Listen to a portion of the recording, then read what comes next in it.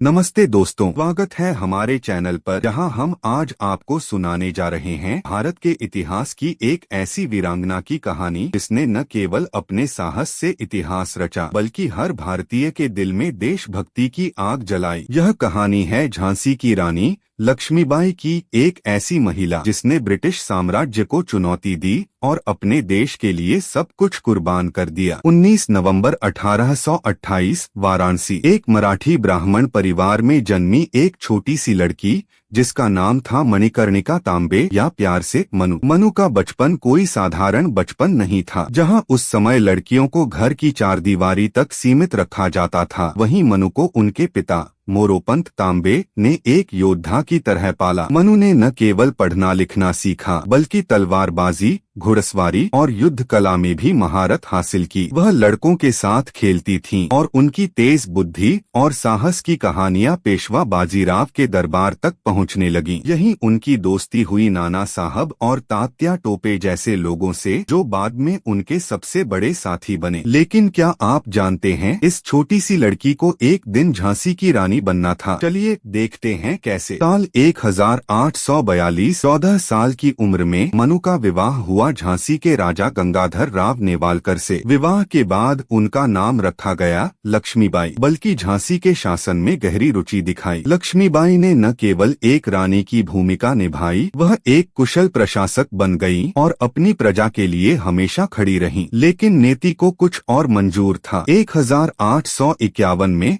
लक्ष्मीबाई ने एक पुत्र को जन्म दिया जिसका नाम दामोदर राव रखा गया। लेकिन 4 महीने बाद ही उनके बेटे की मृत्यु हो गई। यह दुख अभी कम भी नहीं हुआ था कि 1853 में राजा गंगाधर राव की तबीयत बिगड़ गई और उनका निधन हो गया। 25 साल की उम्र में लक्ष्मीबाई विधवा हो गईं, लेकिन उन्होंने हार नहीं मानी। अपने पति की आखिरी इच्छा को पूरा करने के लिए उन्होंने अपने भतीजे आनंदराव को गोद लिया और उसका नाम दामोदर राव रखा। लेकिन यहाँ से शुरू हुआ एक नया संघर्ष। ब्रिटिश ईस्ट इंडिया कंपनी ने लॉर्ड डलहौजी की डॉक्ट्रिन ऑफ लैप्स के तहत यह दावा किया कि चूंकि दामोदर राव गंगाधर राव का जैविक पुत्र नहीं है, इसलिए झांसी का राज्य ब्रिटिश साम्राज्य में मिला लिया जाएगा। लक्ष्मीबाई ने इस अन्याय के खिलाफ आवाज उठाई। उन्होंने पत्र लिखे, कानूनी तर्क दिए और हिंदू परंपरा के आधार पर दत्तक पुत्र के अधिकार की वकालत की। लेकिन ब्रिटिश सरकार ने उनकी एक न सुनी। 1854 में झांसी को ब्रिटिश कब्जे में ले लिया गया और लक्ष्मीबाई को महल छोड़कर केवल 60,000 रुपए की पेंशन स्वीकार करने को कहा गया। लेकिन लक्ष्मीबाई ने कहा, मैं अपनी झांसी नहीं दूंगी। यह नारा उनकी दृढ़ता और देशभक्ति का प्रतीक बन गया। साल 1857 में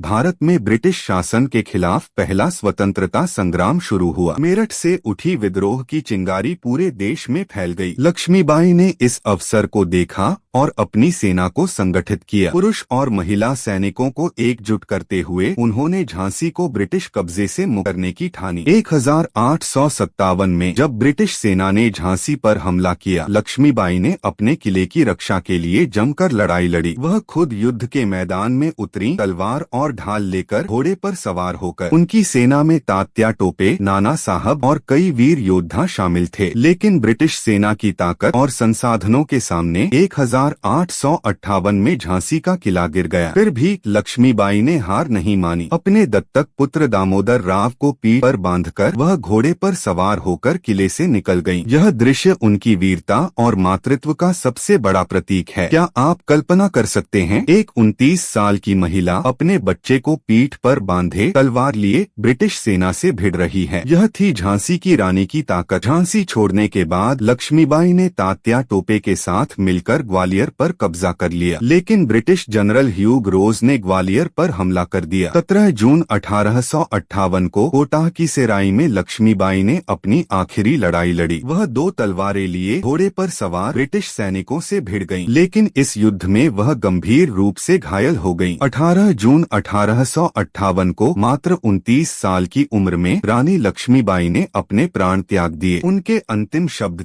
मैं अपने देश के लिए मर रही हूँ। उनकी मृत्यु ने स्वतंत्रता संग्राम में एक नई प्रेरणा जगा दी। वह मरी नहीं, वह अमर हो गई। रानी लक्ष्मीबाई की कहानी हमें सिखाती है कि साहस का कोई लिंग नहीं होता। उन्होंने उस समय में जब महिलाओं को युद्ध के मैदान में देखना असामान्य था, न केवल अपनी सेना का नेतृत्व किया बल्कि पूरी दुनिया को दिखाया कि एक महिला क्या कर सकती है। दोस्तों, लक्ष्मीबाई की कहानी हमें प्रेरित करती है कि हम अपने जीवन में आने वाली हर मुश्किल से लड़े, चाहे वह पढ़ाई हो, करियर हो या कोई व्यक्तिगत चुनौती। हमें कभी हार नहीं माननी चाहिए। तो इस कहानी से आपको क्या सीख मिली, हमें कमेंट्स में जरूर बताएं। और अगर आपको यह वीडियो पसंद आया तो लाइक करें, अपने दोस्तों के साथ शेयर करें और हमारे चैनल को सब्सक्राइब करें ताकि आप ऐसी ही प्रेरणादायक कहानियां और सुन सकें। झांसी की रानी लक्ष्मीबाई भारत की शान है। उनकी वीरता और बलिदान हमें हमेशा प्रेरित करता रहेगा। जय हिंद।